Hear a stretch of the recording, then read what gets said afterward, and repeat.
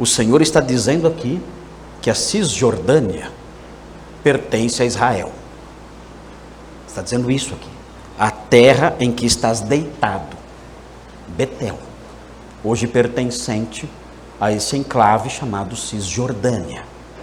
E os irmãos sabem o quanto sangue já foi derramado por causa dessas brigas entre esses povos, os palestinos e os israelenses.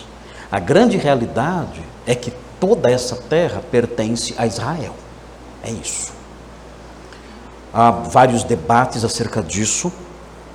Há pessoas que dizem que nós não podemos apoiar a causa de Israel, porque isso seria apoiar a causa dos opressores. Porque Israel é, na realidade, uma nação opressora que tenta tirar as terras dos pobres palestinos, que são os oprimidos. Então, nós como cristãos, nós temos que defender a causa palestina e não a causa chamada de sionista, porque Israel oprime esses povos todos, outros enclaves que há aí, as colinas de Golã e também a faixa de Gaza, ocupada por palestinos, e dizem, olha, nós não podemos apoiar a posse, o domínio de Israel sobre essas terras todas, porque essas terras todas são dos palestinos, e se nós apoiarmos isso, nós estaremos apoiando os opressores, e os oprimidos então ficarão sem o apoio cristão. Isso seria falta de amor. Na realidade, isso é um discurso vazio, um discurso tolo. Nós sabemos que não existe nenhum santinho morando nesses lugares. A grande realidade é que, a partir da teologia bíblica, uma coisa é certa: Deus prometeu que tudo isso pertence a Israel. Se afirmar isso é ser sionista, então eu sou sionista. Isso não significa apoiar crueldades e injustiças, é claro, mas isso significa reconhecer que o Senhor prometeu a Israel essas terras. Essas terras pertencem a Israel e ponto final.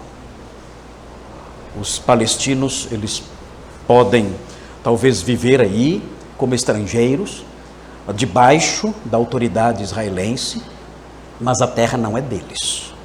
A terra foi dada por Deus a Israel e não há como mudar isso. E isso um dia vai se tornar uma realidade palpável. O domínio de Israel sobre tudo isso,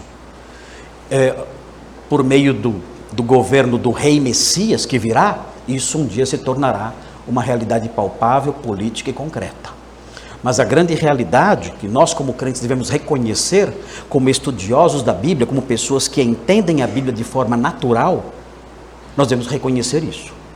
Essas porções todas pertencem a Israel. É claro, existem visões teológicas, por exemplo, o aliancismo com o seu amilenismo. Dizem o seguinte: não, todas essas partes da Bíblia que falam sobre a terra pertencer a Israel devem ser entendidas de modo figurado e simbólico. Mas nós não temos essa licença. Nós não temos a licença de olhar para a Bíblia, ler uma frase ou ler um versículo e interpretar esse versículo de modo simbólico, por uma razão muito simples. A leitura simbólica tira as cercas do intérprete. O intérprete faz o que ele quer quando ele lê algo de modo simbólico. Ele atribui ao texto o sentido que ele bem entende. E isso não é fazer exegese, isso não é fazer interpretação.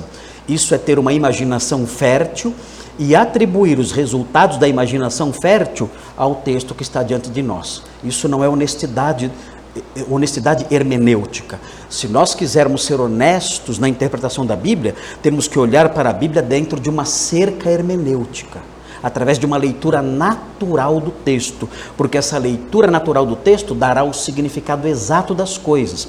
E quando nós lemos a Bíblia assim, quando nós lemos a Bíblia atribuindo às palavras o seu sentido normal, nós aprendemos, olha, essa terra pertence a Israel. Se isso é ser sionista, então nos chamem assim. Mas a grande realidade bíblica, doutrinária, teológica é essa. Essas terras foram prometidas por Deus a Israel. O Senhor disse expressamente a Jacó em Betel: a terra em que agora estás deitado. Isso é literal. A terra em que agora estás deitado, esta terra eu te darei, a ti e a tua descendência.